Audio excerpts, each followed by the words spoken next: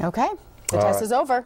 It's either over or didn't work. I'm not sure which. Let's hope it's just over. Again, all TV stations or radio stations, even satellite radio radio stations, were doing this kind of test right at exactly that moment. Okay, very good.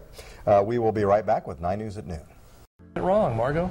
Well, Cameron, at 2 o'clock this afternoon, the federal government was supposed to literally take over the airwaves and interrupt programming at TV stations like WXII and conduct an emergency test for 30 seconds. That's the sound that we would hear just before, say, the president came on to talk to us in case of a national emergency, like national emergency, national emergency, national emergency, national emergency, national emergency, national emergency, emergency, like a terror attack.